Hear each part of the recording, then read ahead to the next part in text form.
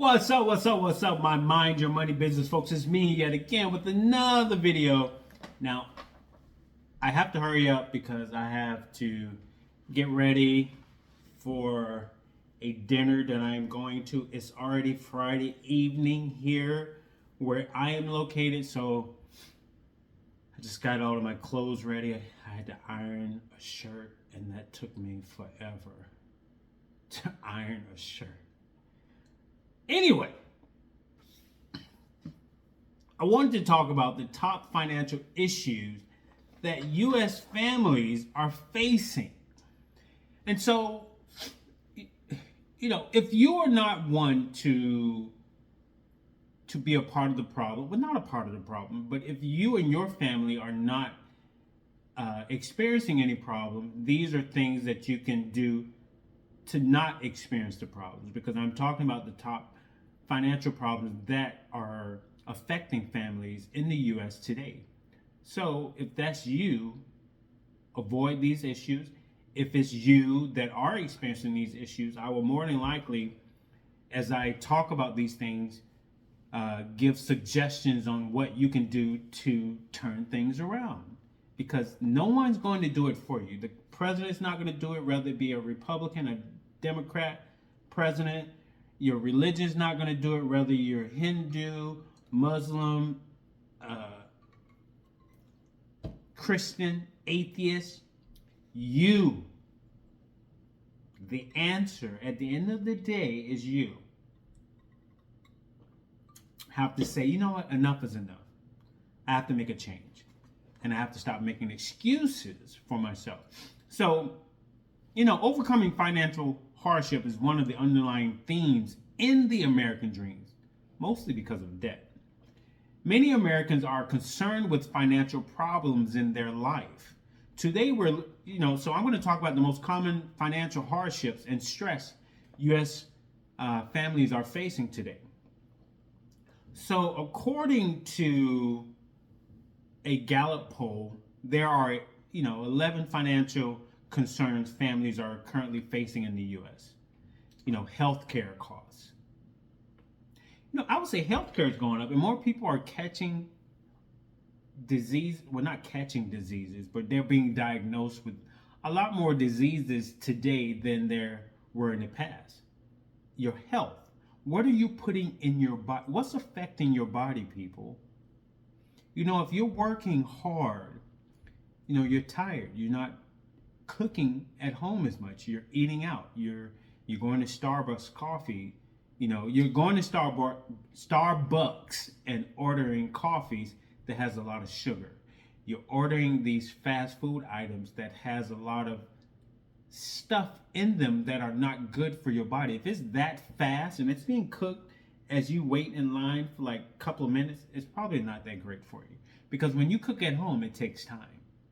You have to boil the meat. You have to season the meat. You have to, before you boil, you have to clean and all that stuff. It takes hours, right? And then you are able to put whatever ingredients you need and would like into these foods and these recipes. But at a fast food restaurant, it comes out in 5-10 minutes. So either way, healthcare is a problem. Too much debt. Not enough money to pay bills because you have no control over your money. Your money is controlling you. Why work 8, 10, 12, 16, 18 hours a day to make money and not have control over it? You should have some control over your money. Lack of money, low wages. You settle for some low-end job and your expenses are high, or you settle for a low-end job, but you're trying to live this high life. You're making minimum wage. Why are you posting pictures on social media about going on these cruises and these international trips and buying all these name brand clothes? Crazy. College expenses. A lot of people that I personally know have college degrees and they're not even working in those fields. So are you talking to your kids about, the field that they plan to go in, After high school, what do they plan to major in college? Then it's not about majoring in college. What is the pay in said degree field? You may go into $100,000 debt, to go to this private institution. And I'm speaking of this from a personal story that I know of this person or this family that paid for their child to go to this not personal, but private school, college, and they took out a second mortgage on their home to pay for their child's college, which was $107,000 for her to get an English degree, right? And then when she graduated from college, she got a $35,000 a year job. You have all this debt. So you need to start talking to your kids about what they're majoring in. Will it pay off in the end? You need to have a plan. The cost of owning and renting a home. Renting is one thing, owning is another. When you own, everything is your responsibility. When you rent, if something goes wrong with that property, you contact the property manager. When you own, you paying the mortgage and you paying to fix all those items. Can you afford to do that? High cost of living, inflation, because you don't have a plan, you don't even understand and know what inflation is. You're unprepared. So when it does happen, when prices start to increase, you cannot afford, your basic needs. Taxes is a mother. You have to prepare for your taxes. Retirement savings.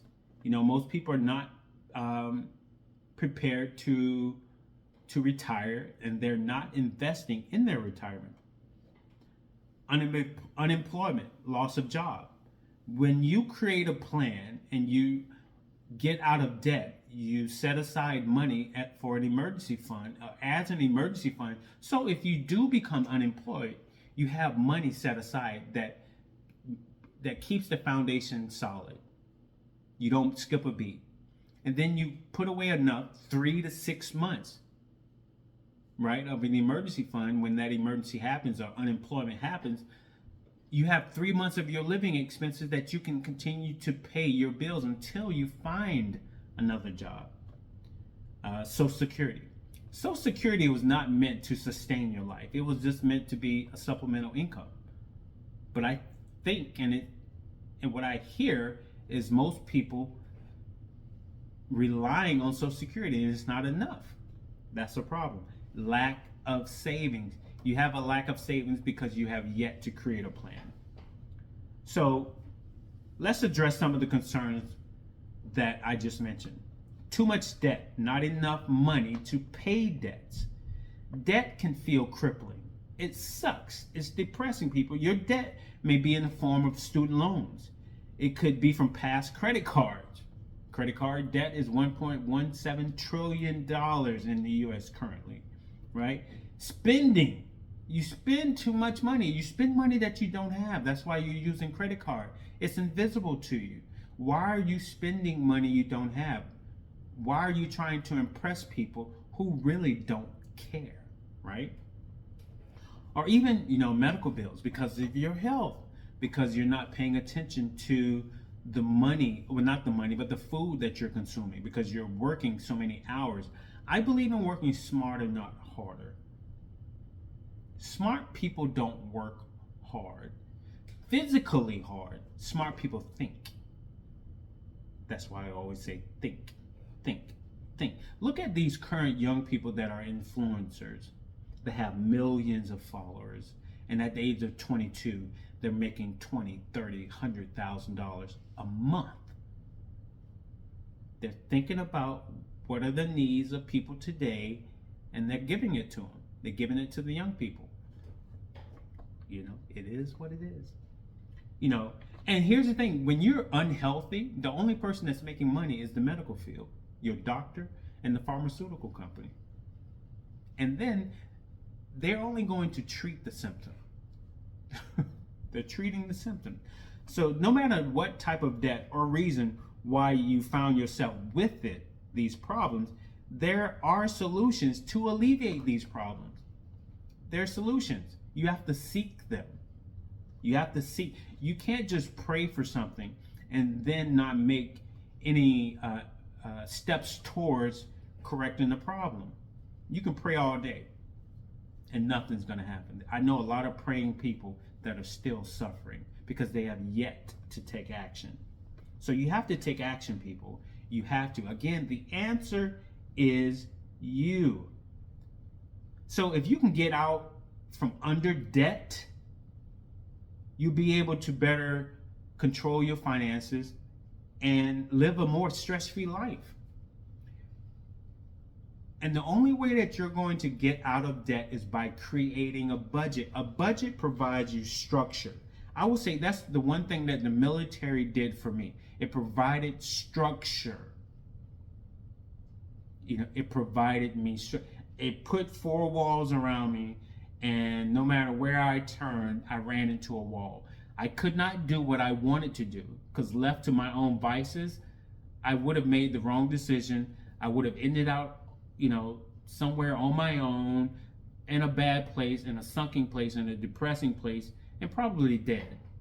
But because the military has rules, it has structure, it has guidelines, it has,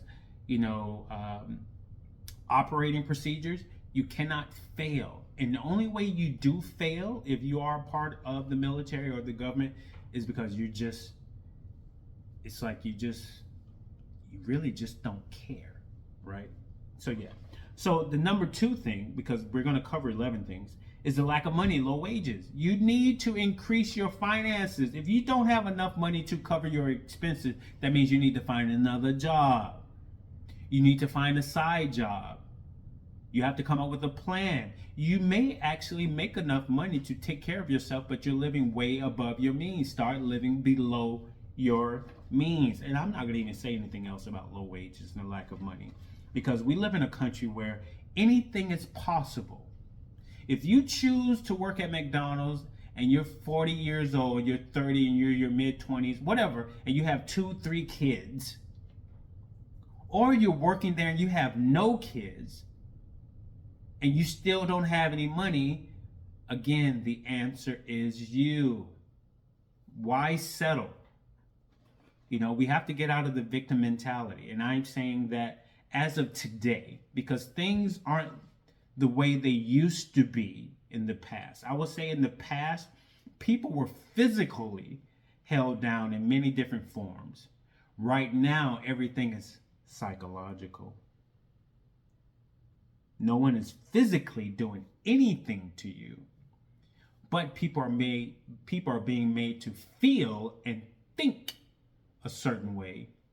And a lot of that is negative. So therefore, they don't do what needs to be done, or they feel as though they can't do it. And that's the problem. You have to break yourself out of those, out of that cycle, that negative cycle. So college expenses, number 3.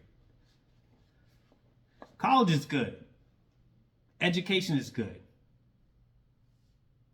But the stories I hear is crazy. You have college graduates that are making $60,000 and they have a $50,000 car. And then they have a $365,000 mortgage payment. Then they have one child, another one on the way. And they're wondering why they have $50,000 in credit card debt. You're living way above your means. Way above your means. So higher education in the U.S. has skyrocketed in the past, far past the usual inflation increases. It's highly likely that you or your child have had to take out student loans to afford tuition.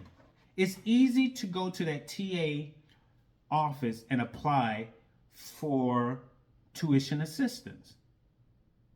But there are many companies, there are many things out there that you can apply for, to get money for college. You don't have to go to that 4-year college. You don't have to go out of state where you're going to pay more money to attend said college. There, your first 2 years of college anyway is general classes, like your 100 and 200 level classes. You don't get into your major classes, that to learn about your actual degree until your junior and senior year. Now, granted, kids these days are graduating high school with their associates, so they can, it's different for them. But say those that don't, they're taking their first 2 years of college is general education. You can do that at a community college, right? And start applying for scholarships. There's a lot of money, millions of dollars, that goes unapplied for scholarships. There are banks that give out scholarships. They're giving out scholarships. There are companies that give out scholarships. They're giving out scholarships because it's a tax write-off for those businesses. So apply for them. The fourth thing is the cost of owning or renting a home. I currently rent. I own homes. I own 2 homes, and I'm currently renting. So pretty much the rent that I receive from my 2 rental properties cover the rent that I'm paying here. Owning a home isn't everything that it's been put out to be, right? When I first went from renting to owning my first place, well, my first place was a blur. I was 26 years old. I owned a condo. I was living. I wasn't saving any money. But then I will say when I inherited a home from someone passed away, then I inherited their mortgage. So that was different. So I don't really count that. But then my third mortgage is when it really dawned on me that, owning a home isn't what it's all put out there to be. Because now you're responsible for anything that goes wrong with that home. And if it's not covered under your insurance, the money has to come out of your pocket. You have to fix that leaky toilet, that what do you call those things? Dishwashers. I remember I tried to replace one. I fucked it up.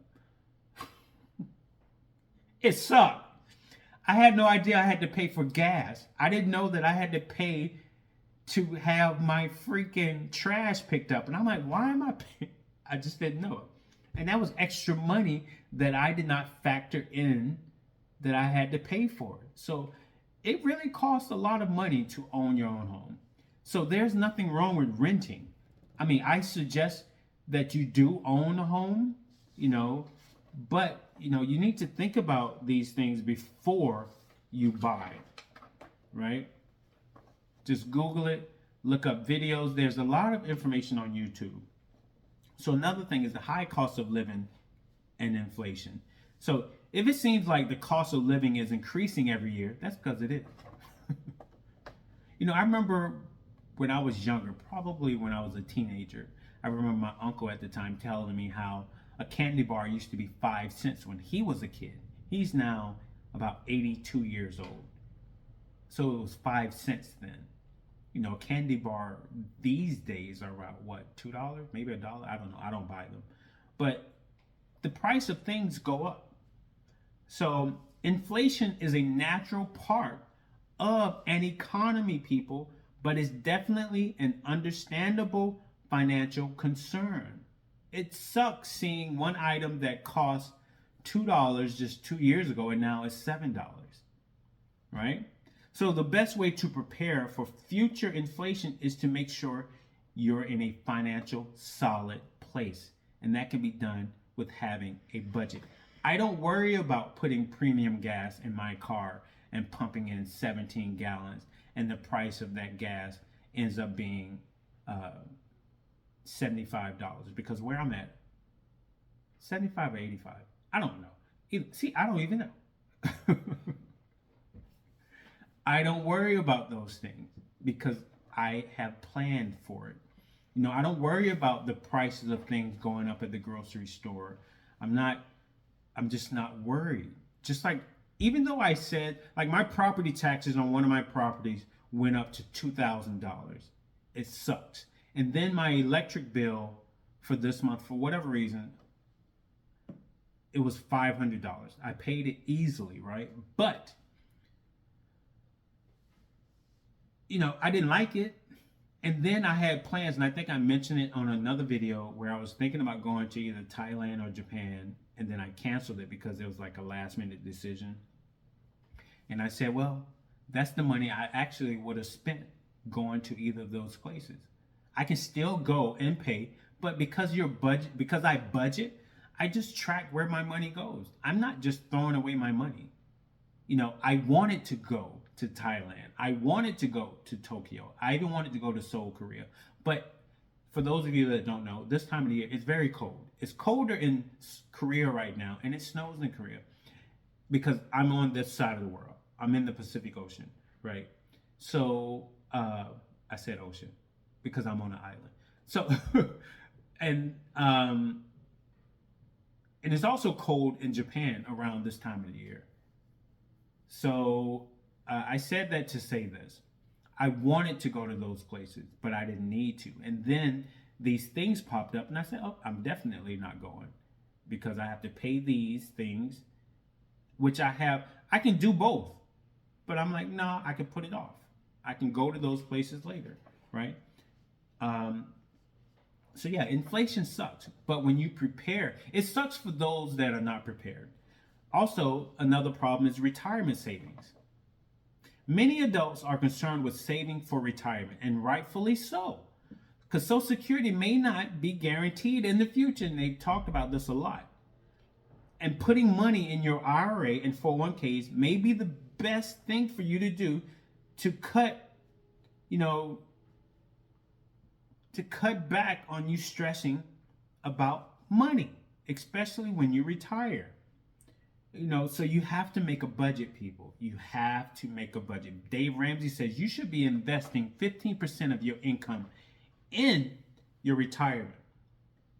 There are all types of things out there like a retirement calculator where you can see how much money you need for retirement at a specific age. I think they're saying, don't quote me on this, but I think they're saying like an individual person right now needs about $2 million in retirement to be comfortable. Do you have $2 million? You have to put money in your retirement, people. And the only way you can do that comfortably is by lowering your income to debt ratio. You have to get rid of debt. Debt is keeping you bound, people. Turn off your TV.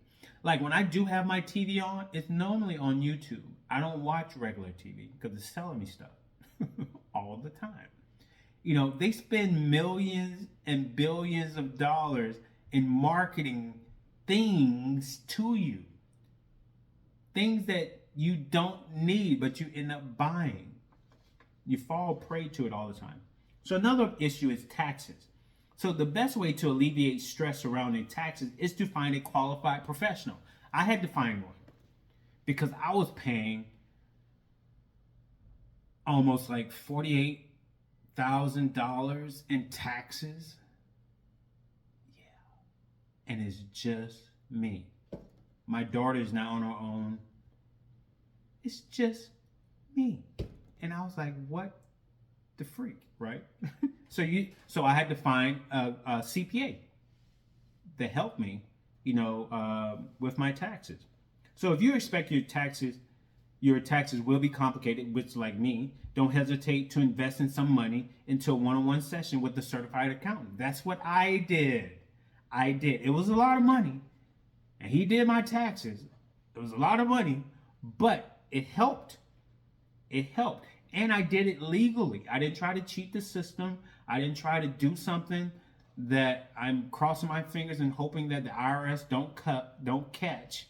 I did my taxes the right way. I talked to the qualified CPA, and boom, that was it.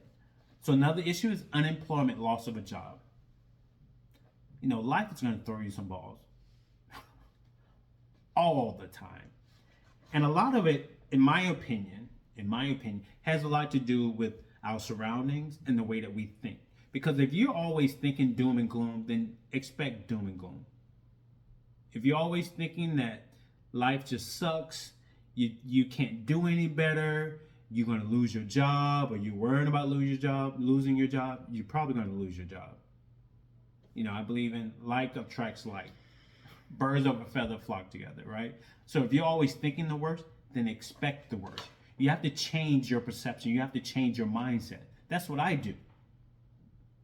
I don't think a whole bunch of negative thoughts anymore. I used to be that person, and I had to figure out a way to get out of that rut. And when you try to fix yourself is when you're going to start going on this journey. I call it, again, the hero's journey that Joseph Campbell talks about. Again, the answer is you, people. The answer is you. No one's doing it to you. Whoever the current president is, the past president, the incoming president, whatever religious organization, they're not the problem. Your parents are not the problem. Your kids are not the problem. Your spouse is not the problem. You. The answer is you. So when you're not making enough money, you have to find a way to make more money. If you become unemployed, if you don't have any money set aside, that sucks. You need to apply for unemployment. You need to understand that a lot of times you're living above your means. Here's the thing. A lot of people lose their jobs and then realize how much money they threw away. How can you be making six figures for 10 years, you lose your job, and the next month you have to move back in with your parents? Or you're asking someone to borrow money when you were living in, let's say, Augusta, Georgia? Why were you not saving? So, but again, when you're looking at all these things that stimulate our senses, when you're looking at social media, when you're looking at these things on social media and the news that make you feel a certain type of way, you start buying into it. And before you know it, years go by, and then you take a look in the mirror and you have nothing. And you're like, where did the time go? Yeah. And that's the one thing you will never get back is time. There you go. Stop wasting your time, people. You're not going to get that back. You can get your money back. You can start investing when you realize that you were paying attention to the wrong things, you were investing in the wrong things, or you were not investing enough. But you would never get time back, because there's a beginning, and there's an in-between time, there's an end. We will expire at some day or at some time. But on your deathbed, do you want to be laying there just thinking about all the things that you did wrong? That sucks. Then the last thing I want to talk about is the lack of savings. A lot of people do not have enough money saved. They don't have any money saved. And I say that confidently because I listen to the Dave Ramsey podcast where hundreds of people, he has millions of viewers. He takes hundreds of calls daily. And if he's not there, it's another Ramsey personality, his daughter, other people, Dr. Delaney. There's so many people, they're taking calls from individuals who have no money saved. And Dave Ramsey's plan has you start out by saving $1,000. And there are millions of people that cannot save $1,000. I have lent money to people thinking that they needed it. And then I hear about them going on a trip somewhere when I was told I will be paid back. So in my mind, I'm like, how can you be going on a trip? And 3 months ago, I gave you $500 for this thing, and you said you were going to pay me back, and you didn't pay me back. So that's another thing. So here's the thing. If I do that, I never really expect anything back. because I would never let money get in the way of my relationships with people that I'm close with, whether it be family members, and it's mostly just family members. I don't give money to friends or people who, yeah, just family members, right? So I never give away, like, because Dave tells you, you should not lend people money, because when you lend people money or you let people borrow money, they are now a slave to you. And because they are a slave to you, that means they have to pay you back. And you're going to want to be paid back. And you're going to tell them that they need to pay you back. And that can sometimes ruin your relationships. So I don't let people borrow money. I give them the money. If they say that they're going to pay me back, I'm like, okay, good. All right. But if I don't get the money back, I don't get mad. I don't get mad. So, you need to start saving money. But again, the only way that you can save money is first by creating a budget, coming up with a plan, and start paying off your debt. And then after you pay off all your debt, you can save as much money and invest as much as you want. And that is exactly what I do. And if I can do it, you can do it. And I remember when I used to hear people say that, again, I would say to them, yeah, that's you talking, but you don't know my situation. You don't know my story. I don't think that I'm good enough. I don't think that I'm smart enough. So, again, that woe is me mentality that keeps you from doing the things that needs to be done. It's all psychological, people. And the only reason why I thought that way, because there's just so much doom and gloom and negativity out in the world. And when I was thinking that way, that's when I was looking at TV all the time. That's when I was comparing myself to other people. That's when I was believing all of the negative things and stereotypes about people that look like me, and so on and so forth. And I had to get beyond that.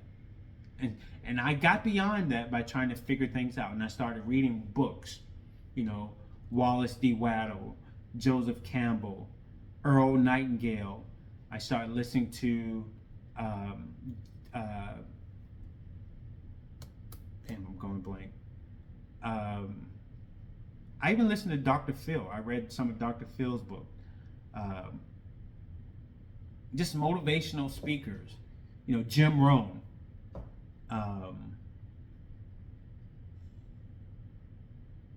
Tony Robbins, because listening to them, they spoke to me. They would say things that I needed to hear, because I didn't hear that on television. I didn't see that or hear that on the social media where I was looking at how other people were living. So to me, they were more real and raw, and I needed to hear what they were saying, and it made me start believing in myself. And I'm still learning and growing, and I'm still listening to these people. Oh, my boy Reverend Ike. I love Reverend Ike, right? So yeah, so that's it. So I have to get off of here because it's actually I have to get ready, because I have to be out of here in like 30 minutes, and I still have to shower and shave. All right, so you guys take care. Like, comment, subscribe, share this video. Let me know what you think. If you think anything at all, I'm not a financial advisor, disclaimer. I'm not pretending to be one. Any information that I put out on YouTube and in my videos are for entertainment purposes only, and it reflects my opinions. So please consult with a financial advisor before you invest any of your money. But you can come up with a budget. How much money do you have coming in? Subtract what you have going out, and see where you can cut back. Start cutting back. You may have to get rid of that car. You may have to sell that house. You may have to cut back on those subscriptions. You may have to use your home gym more and stop going to the gym, or cut off the gym membership that you don't even go to. So either way, yeah. So all right, you guys take care. Peace.